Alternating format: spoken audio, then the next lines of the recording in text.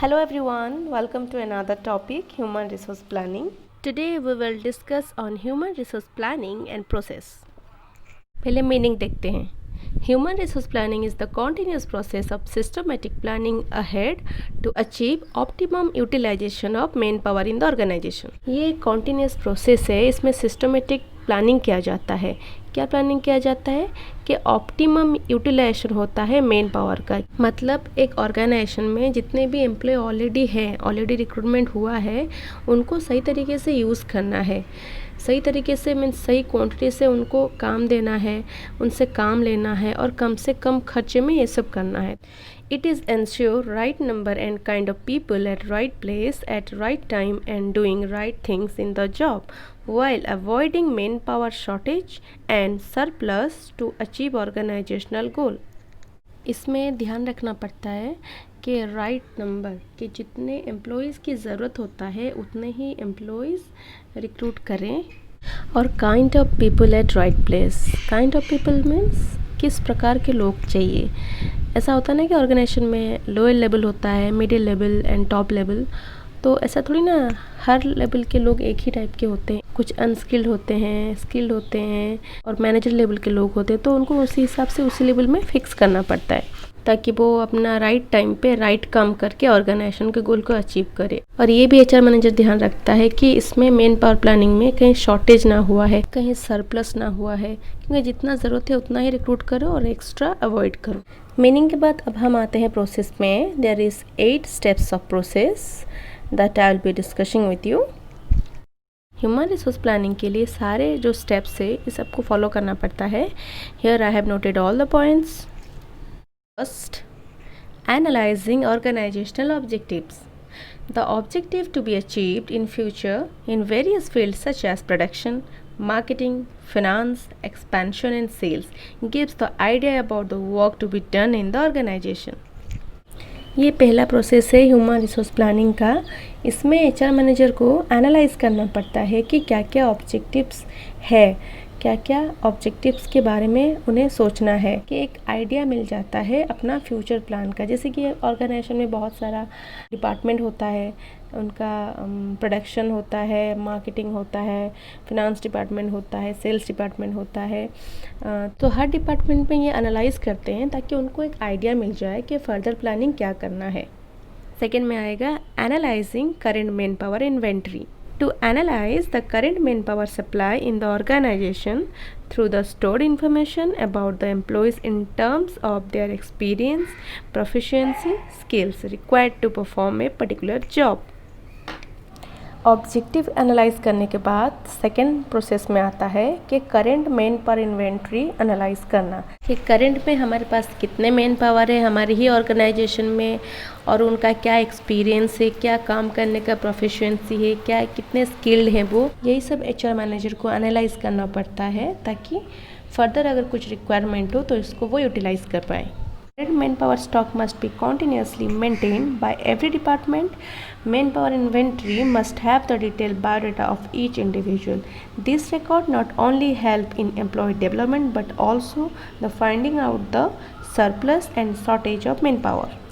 Current man power जो stock है उसको कंटिन्यूसली मेंटेन करना चाहिए डिपार्टमेंट वाइज ताकि ये जो उनका डेवलपमेंट होगा ये सारे मेंटेन करने से ना कि उनका ही होगा बल्कि ऑर्गेनाइजेशन ये भी फाइंड कर पाएगा कि कहाँ पे सरप्लस है, कहाँ पे शॉर्टेज है. थर्ड प्रोसेस में आएंगे forecasting demand and supply of human resource. Demand forecasting is the detailed process of determining future human resource needs in terms of quantity, the number of employees needed, and quality, the caliber of talent required to meet the company's current and future needs. इस process में HR manager को कुछ नहीं करना पड़ता है, बस forecast करना पड़ता है डिमांड के ऊपर. डिमांड और उसको कैसे सप्लाई देगा, डिमांड और सप्लाई के ऊपर फोरकास्ट ही करना पड़ता है कि कंपनी का नीड्स क्या है, रिक्वायरमेंट क्या है, करेंट नीड्स क्या है, फ्यूचर नीड्स क्या है और कौन से डिपार्टमेंट में क्या रिक्वायरमेंट है, अभी कहाँ से कितने नंबर्स ऑफ एम्प्लॉय का डिमांड आ रहा है, उसका फोरकास्टिंग किया जाता है. उनमें क्या क्या क्वालिटी होना चाहिए, क्या क्या कैलिबर होना चाहिए, टैलेंट होना चाहिए, सबका डिमांड कितना आ रहा है और ये सबको सप्लाई कैसे दिया जाता है. और सप्लाई के लिए पहले ये फोरकास्टिंग करेंगे कि करेंट में हमारे कितने रिसोर्स है ऑर्गेनाइजेशन के अंदर, उनका स्किल देखा जाता है कि करेंटली हमारे पास जो इन्वेंटरी है उसमें कितना हमारी डिमांड को सप्लाई दे पाएंगे। इसके बाद ही आउटसाइड सप्लाई के बारे में फोरकास्टिंग किया जाता है। नेक्स्ट प्रोसेस आता है determining net requirement. Human resource manager must check the demand and supply of man power before deriving at any conclusion. अभी डिमांड और सप्लाई फोरकास्टिंग के बाद एचआर मैनेजर को ये देखना पड़ता है कि अभी नेट रिक्वायरमेंट क्या है, ठीक है। तो किसी भी कंक्लूज़न पर जाने से पहले एचआर मैनेजर को ये डिमांड और सप्लाई को चेक करना पड़ता है।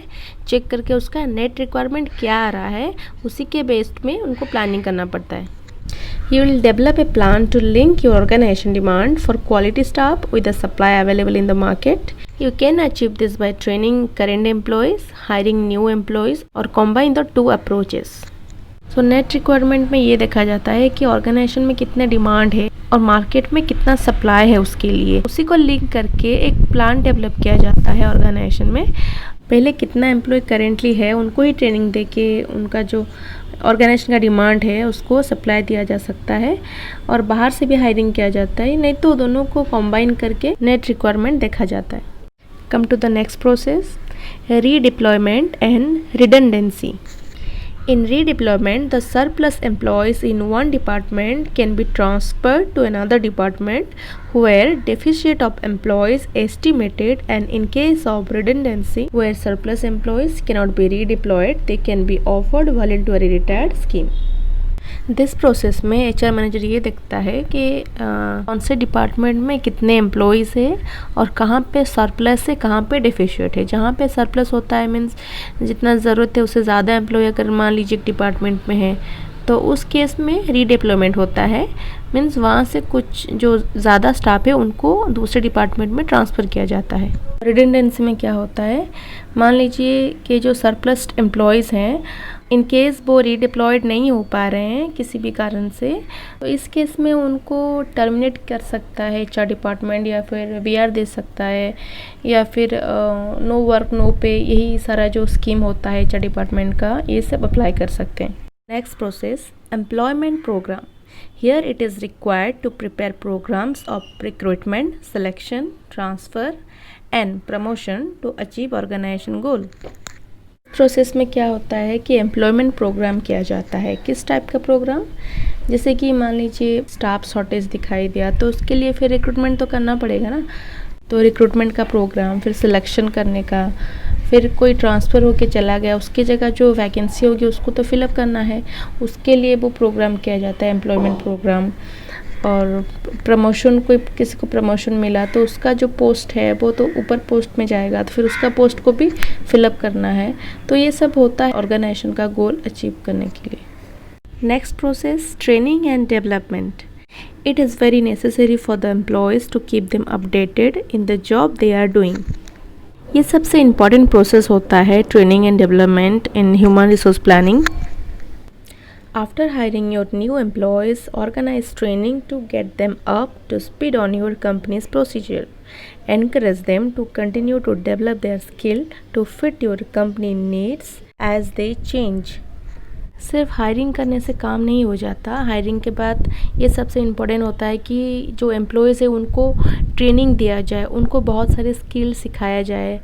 जो नए स्टाफ्स होते हैं उनको ट्रेनिंग देना बहुत ज़रूरी होता है, उनको इनक्रेज किया जाता है उनका स्किल डेवलपमेंट के लिए, जैसे कि कंपनी का जो रिक्वायरमेंट होता है एम्प्लॉय का भी स्किल उसी हिसाब से डेवलपमेंट करना ज़रूरी हो जाता है, तो उनको प्रॉपर ट्रेनिंग दिया जाता है उनका डेवलपमेंट के लिए। लास्ट प्रोसेस है evaluation of human resource planning. Once your human resource management process plan has been in place for a set of time, you can evaluate whether the plan has helped the company to achieve its goal in factors like production, profit, employee retention, and employee satisfaction. If everything is running smoothly, continue with the plan. But if there are roadblocks along the way, you can always change up different aspects to be better suit your company needs. एक बार human resource planning हो जाने के बाद finally HR manager को क्या करना पड़ता है, इवैल्यूएट करना पड़ता है एम्प्लॉय को लेके, ठीक है।